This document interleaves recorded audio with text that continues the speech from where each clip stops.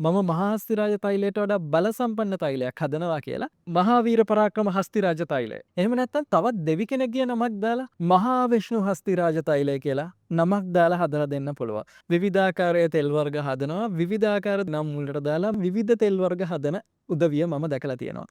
තව එක පුද්ගලයෙක් ඉන්නවා මේ තෙල් ශාස්ත්‍රයේ. අලුතෙන් තෙල් වර්ග හදනවා. මේ තෙල් වර්ග වලට නම් දාන්නේ කොහොමද?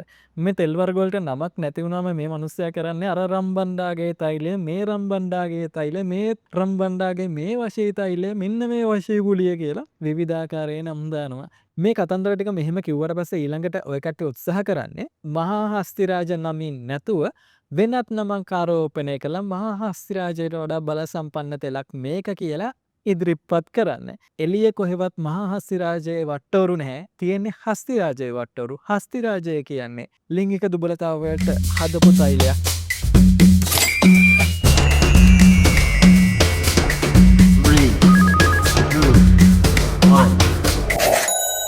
මේ වෙනකොට මහා හස්තිරාජයේ උන්මාදයක් හැදිලා තියෙනවා සමාජය තුල. ගොඩක් දෙනෙක්ට මේ මහා හස්තිරාජ කියන තෛලය ගැන කරලියට ආවේ මගෙන්. ඒ නිසා ගොඩක් දෙනෙක් මගෙන් වෙන කට්ටිය දම්වලා කීප දෙනෙක් උත්සාහ කරා මහා හස්තිරාජ වට්ටෝරුව ගන්න. මේකට නොමැති ගුණයක් නොමැති තරම් මේ තෙලට පුළුවන් දෙවියන්ගේ ආකර්ෂණය ඉතා ප්‍රබලව අරන් දෙන්න. සර්වජන වශීකර මේ තෛලය පාවිච්චි කරන්න පුළුවන්. සියලුම දෙනා ආකර්ෂණය කරගන්න පාවිච්චි කරන්න පුළුවන්. දියුණුව සම්බන්ධ කාරණාවලදී දියුණුවෙන් දියුණුවටපත් වෙන්න ඕන කරන කාරණාවට මග ආරක්ෂාව පිහිට ආශිර්වාදය හැම තැනකින්ම ලබා ගන්න. ජීවිතේ අරමුණක් තියෙනවා නම් ඒ අරමුණට යන්න ඕන කරන පාර කොහොමද හදාගන්න කියලා පාර පෙන්නලා දෙන්න. දියුණුවට අවශ්‍ය පාර පෙන්නලා දෙන්න මේ තෛලයට හැකියාව තියෙනවා. ඊට අමතරව ලෞකික සැපත විතරක් නෙවෙයි ලෝකෝත්තර සැපතට යොමු වෙනවා නම් කෙනෙක් ඒ සැපත ළඟා කරගන්න ඕන පාරත් මේ තෛලයෙන් පෙන්වලා දෙනවා. ලෞකික සැප ලෝකෝත්තර සැප කියන දෙකම මේ තෛලයෙන් ලබා ගන්න හැකියාව තියෙනවා. එතරම් ප්‍රබල තෛලයක්. ලෝකෝත්තර සැප කිව්වොත් ලෞකික සැප කියලා ගත්තොත් අපි මේ ජීවිතයේදී විඳින්න ඕන කරන සැප මේ ජීවිතයේදී අපි බලාපොරොත්තු වෙන්න ඕන හැම සැපතක්ම හැම කාරණාවක්ම ඉෂ්ට සිද්ධ කරගන්න එක තෛලයක් පාවිච්චි කරන්න පුළුවන් නම් ඒ තමයි මේ මහා හස්තිරාජ තෛලය.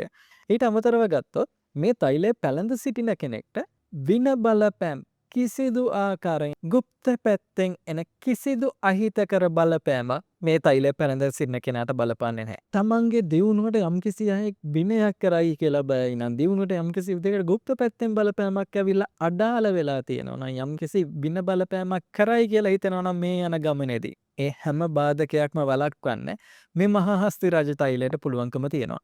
මෙතරම් බල සම්පන්න තෙලක් තමයි මගේ පරම්පරාවෙන් මට මේ උරුම වෙලා තියෙන්නේ. එක තැනකදී මම සඳහන් කරනවා මහා හස්තිරාජ තෛලය නිපදවන්නේ එක පරම්පරාවකින් විතරයි.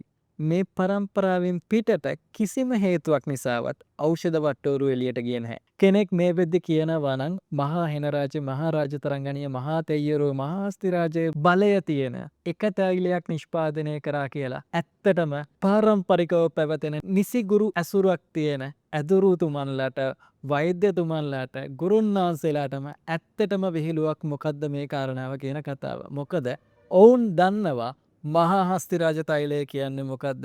ඒ ಗುಣ කොපමණද? ඒ ಗುಣ මහා හස්තිරාජ තෛලය නිපදවන්න බැරි නිසා එක් ගුණයක් වර්ධනය කරන්න හදපු තෛල පසු කාලීනව තියෙනවා. ඒ වට්ටෝරු 1 2 3ක් එකතු කළා කිසියම් වූ රජෙක්ගේ නමක් දාලා තෙල් එකක් හැදුවා කියලා සංයෝගයක් හැදුවා කියලා මහා හස්තිරාජය පරයන්නට බැරි බව ඔවුන් හොඳට දන්නවා. ඉතින් ඔවුන් මොකද්ද මේ කරන්නේ? විවිධ රජවරුන් පාවිච්චි කරායයි කියමින් මහා හස්තිරාජයට වඩා බල සම්පන්න තෙල් තියෙනවායයි කියමින් හින්දලා විකුණලා ඔවුන් මොනවද මේ බලාපොරොත්තු වෙන්නේ? තෙල් බින්දු 2-3 ලක්ෂ 60-70ට ලබාගත්ත මිනිස්සු මම දැකලා තියෙනවා. ඔවුන්ගේ ජීවිතයේ දියුණුව සැලසුණාද කියන කාරණාව අදටත් ප්‍රශ්නයක්. මොකද ඔවුන්ගේ ජීවිතයට දියුණුව ලබා ගන්න පුළුවන්ද කියන කාරණාව හදපු කෙනාටත් කියන්න බැයි නම් එතනින් එහාට කවර කතාවද? තෙල් එක ලබාගත්ත කෙනාට කෙසේ වෙතත් තෙල් එක හදපු කෙනාට නම් මේ වෙනකොට හොඳ දියුණුවක් ලැබිලා තියෙනවා. යන්නේ එන්නේ අදිසුකෝපභෝගී වාහනවල. පොඩ්ඩක් හොයලා බලන්න මේ කියන්නේ කවුරු ගැනද කියලා. මහා හස්තිරාජ සදන් ඕන කරන ක්‍රියාපිළිවෙල ඖෂධ සියල්ලම පුස්කොළ පොත්වල සඳහන් වෙනවා. ප්‍රධාන පුස්කොළ පොත් 3යි තියෙන්නේ. පුස්කොළ පොත් 3ම මං ගාව අදටත් මේ වෙන විටත් තියෙනවා. මම කිව්ව තවත් තැනකදී මහා හස්තිරාජ තෛලය නැති වුණොත් හස්තිරාජ නමින් තෙල් වර්ග මේ ලංකාව පුරා අපිට හොයාගන්න පුළුවන්කම තියෙනවා. මොකද්ද මේ හස්තිරාජ තෛලය කියන්නේ? හස්තිරාජ තෛලය කියලා කියන්නේ ලිංගික දුබලතාවලට පාවිච්චි කරන තෙලක්. මෙහි වට්ටෝරු ගණනාවක් ලංකාව පුරා හොයාගන්න තියෙනවා. හැබැයි ඒ මහා හස්තිරාජය නෙමෙයි. යම් කිසි අයෙක් ලිංගික දුබලතාවලට පාවිච්චි කරන තෙලක් අරගෙන සුරේක දාලා කරේ පෙරන්දා කියලා දේවාකර්ෂණය සහ මම අර කලින් කියපු ගුණ ලබා ගන්න පුළුවන්ද කියලා පොඩ්ඩක් හිතලා බලන්න. එතකොට මොකද්ද මේ වෙන්නේ? මේ මහා හස්තිරාජ තෛලය කරලියට ගෙනාවේ මම. එතකොට දැන් මේ තෛලයේ වට්ටෝරුව කොහෙවත් නැහැ. හැබැයි මේ තෛලයේ ගුණ මම ප්‍රචාරය කරනවා.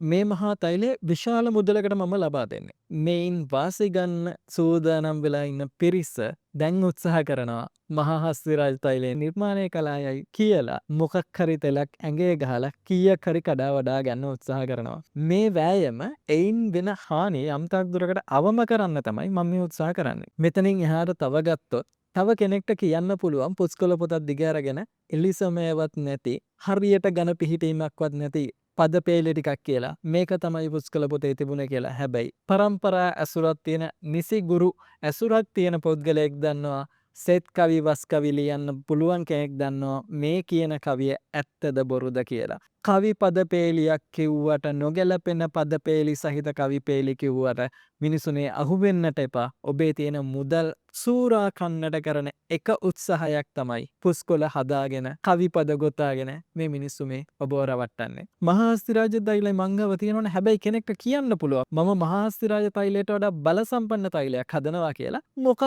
හරි නමක් ආරූඪ කරලා මොනවා හරි වට්ටෝරුවක් හොයාගෙන හිඳලා මිනිස්සුන්ට ලබලා දෙන්න පුළුවන්. උදාහරණයක් ගත්තොත් මහාවීර පරාක්‍රම හස්තිරාජ තෛලය. එහෙම නැත්නම් තවත් දෙවි කෙනෙක්ගේ නමක් දාලා මහා විෂ්ණු හස්තිරාජ තෛලය කියලා නමක් දාලා හදලා දෙන්න පුළුවන්. මොකද මේ මෑත කාලේ මට හම්බෙලා තියෙනවා, මම දැකලා තියෙනවා, අත්විඳලා තියෙනවා. පිරිසක් එන්නවා විවිධාකාරයේ තෙල් වර්ග හදනවා, විවිධාකාර නම් මුලට දාලා විවිධ තෙල් වර්ග හදන උදවිය මම දැකලා තියෙනවා. මෑත කාලීනව ওই විදිය සිද්ධියක් වුණා. අංගන් රාජ තෛලය හිඳිනවා කියලා එක තැනක සඳහන් වුණා. මම පොඩ්ඩක් විස්තර හොයලා බැලුවා. එතන හිඳින්න සහභාගී වෙච්ච කට්ටිය සහ තව කීප දෙනෙක් ඇසුරු කරගෙන මේ තෙල් වට්ටෝරුව ලබා ගත්තා සහ හදපු තෛලය ලබාගෙන සංයෝග වශයෙන් ඒ පරීක්ෂාවට ලක් කරා. මේ වට්ටෝරුව ඇතුළේ තිබුණේ අංගන් රාජ තෛල වර්ග දෙකක එකතුවක්. ඒ කියන්නේ ඖෂධ වට්ටෝරු දෙකක් එකතු කරලා තෙලක් හදලා තිබ්බා. හැබැයි ප්‍රශ්නේ කියන්නේ ඒ දෙකේම ගුණ මේ තෛලයේ තිබ්බේ නැහැ. හේතුව කොහෙවත් තියෙන දෙහෙත් ටිකක් එකතු කරලා සංයෝගයක් හැදුවා කියලා අර දෙකට වඩා ප්‍රබල සංයෝගයක් එලි දැක්වෙන්නේ නැහැ. මේ ඇයි මේ විදිහට මිනිස්සු රවට්ටන්නේ? තව එක පුද්ගලයෙක් ඉන්නවා මේ තෙල් ශාස්ත්‍රයේ. එක එක වට්ටෝරු කොහෙන් හරි හොයාගෙන මොනවා හරි බෙහෙත් ජාත ටිකක් අවලං කරලා අලුතෙන් තෙල් වර්ග හදනවා. මේ තෙල් වර්ග වලට නම් දාන්නේ කොහොමද? මේ තෙල් වර්ග වලට නමක් නැති වුණාම මේ මිනිස්සයා කරන්නේ අර රම්බණ්ඩාගේ තෛලය, මේ රම්බණ්ඩාගේ තෛලය, මේ රම්බණ්ඩාගේ මේ වශී තෛලය, මෙන්න මේ වශී ගුලිය කියලා විවිධාකාරයේ නම් දානවා. මෙන්න මේ තෙල් වර්ග මිනිස්සුන්ට ලබා දීම සිදු කරනවා. එක එක බණ්ඩලාගේ තෙල් වර්ග ගන්නවාද? හරි පරම්පරාවකින් පැවතෙන හරි තෙල් එකක් මිලදී ගන්නවාද කියලා ඔබ තීරණය කරන්න. ඔබ පව් ඔබ මාර විදිහට මේ මිනිස්සු ඔබව රවට්ටනවා. යනවා කියලා පෙන්වන්නේ මහා සුද්ධවන්ත පාරක. හැබැයි ඔවුන්ගේ අසුද්ධකම් ළඟ ඉන්න අයම ඔවුන්ගෙන් ඉගෙන ගන්න අයම අපිත් එක්ක සාකච්ඡා කරද්දී අපිට කියනවා යම් කිසි වෙලාවක ඒ දේවල් ඔක්කොම එළියට එයි. ඒ නිසා පරිස්සමින් මේ කතන්දර ටික මෙහෙම කිව්වට පස්සේ ඊළඟට ඔය කට්ටිය උත්සාහ කරන්නේ මහා හස්තිරාජ නමින් නැතුව වෙනත් නමක් ආරෝපණය කළා මහා හස්තිරාජයට වඩා බල සම්පන්න තෙලක් මේක කියලා ඉදිරිපත් කරන්න. ඒ නිසා විවිධාකාරයේ නම් දාගෙන තෙල් ලබා දෙන්න උත්සාහ කරනවා නම් කරුණාකරලා ඒවට අහු නොවී ඉන්න ඔබත් ඒ විදිහට දෙයක් කරනවා නම් කල්පනා කරලා බලන්න ওই පොඩි ගහගන්න සල්ලි ටිකත් එක්ක යන තැනකට ඉක්මනටම යන්න පුළුවන් වෙයිද? එහෙම නැත්නම් මරණින් පස්සේ කොහෙද යන්න පුළුවන් වෙන්නේ කියලා. මොකද මට වැඩිය හොඳට ඔය තෙල් වැඩේ කරන උදවිය දන්නවනේ නේද? එතනින් එහා පාර කොහොමද තියෙන්නේ කියලා. එළිය කොහෙවත් මහා හස්තිරාජයේ වට්ටෝරු නැහැ. තියෙන්නේ හස්තිරාජයේ වට්ටෝරු. හස්තිරාජය කියන්නේ ලිංගික දුබලතාවයට හදපු තෛලයක් මිසක් දේවාකර්ෂණය ලැබෙන්න හෝ දියුණුව හෝ ආරක්ෂා වෙනුවෙන් නිපදවපු තෛලයක් නෙමෙයි. හොඳට මතක තියාගන්න. මංගව තියෙන තොල් වට්ටෝරු වලින් මම එළියට දැම්මේ මෙතෙක් කාලේ පාවිච්චි නොකරපු මහා හස්තිරාජ තෛලය විතරයි. හැබැයි මම තීරණය නොකරපු එළියට දාන්න තීරණය නොකරපු තවත් තෙල් වර්ග තියෙනවා. එක තෙලක නමක් හරි මම මේ වෙද්දි කියලා තිබ්බනම් ඔය තෙල් හිඳින මහත්තුරු ටික විවිධ නම් දාලා ඒ ගුණ ටිකත් අල්ලලා මේ වෙද්දි අලුතෙන් තෙල් ටිකක් හින්දලා ඉවරයි. ඔබේ අතේ තියෙන මුදල ඩැහැගන්න ගිහියන් සහ ගිහියන් නොවන අය සැදී පැහැදී සිටිනවා. ඒ නිසා පරිස්සමින් මහා හස්තිරාජ තෙල මම හදනවා යයි කියලා කවුරු හරි කියනවනම් එකපාරක් නෙවෙයි දෙවතාවක් නෙවෙයි 10 වතාවක්වත් හිතන්න මම මේ කියපු කරුණොත් එක්ක නැවත වතාවක් මේ තෙල හිඳින්න පුළුවන්ද බැයිද කියලා.